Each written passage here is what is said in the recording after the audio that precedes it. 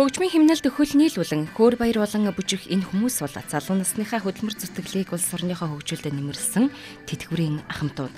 Харин одоо ач зээнараа харах сургууль цэцэрлэгт нь аюулгүй хүргэх гээд айлгэрийн хамгийн чухал хариуцлагатай үүрэг хүлээсэн өвгөн эмэнаар.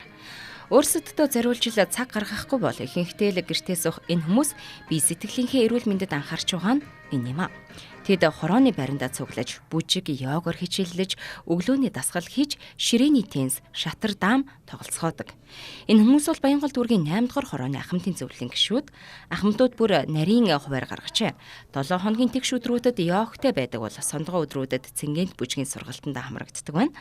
Ахмадууд ингэж идэвхтэй байснаар биеийн эрүүл мэндээс гадна сэтгэл зүйгээ эрүүл байлгаж, цаг үетэйгээ хөл нийлүүлэн алхаж, нийтж зөв боловсон байх гоо зүй мэдрэмжээ үргэлж хөглөх гээд олон давуу тал ач тустай юм.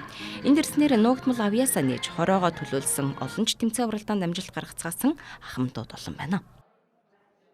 Гэртээ бол яг үгүй ингээл томотоо ингээд ээж аав өвөө эмээ гэж сууж байгаа шүү дээ. Тэгэхэд энэ ч бүжиндээ ирэхлээр буцаад нэг тийм залуу насандаа эргээд очичихсан юм шиг тийм сайхан сэтгэл төрөө дээрээс нь бүжиг малаажаа өмсчгөр нэх гоё ингээд нэг дүүлж байгаа юм шиг нисэж байгаа юм шиг аягүй гоё болдог байхгүй юу.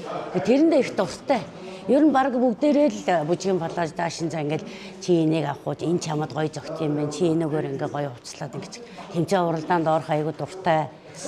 Ер нь их гоё юу. Ер нь л аягүй энерги аягүй сайтай. Эндээ ирэхээрээ л бүгд инээсээр байгаа л уцдаг. Бүжигээр хичээлдээ бас 4-5 жил болоо. Ер нь бол багасаа бүжиглдэж амжицсан авьяастай байсан. Тэгээ сэтгэл санаа өөдрөг ийм байгаа байхгүй юу? Хамт олонтой, сайхан хамт олонтой байв. Энэ утгаараа би бол бүжигтэн явж байгаа байхгүй юу? Баянгол дүүргийн 8 дугаар хорооны ахмадын зөвлөл 1000 орчим ахмадтай. Бүгд нийгмийн идэвхтэй нийтж хүмүүс байдаг.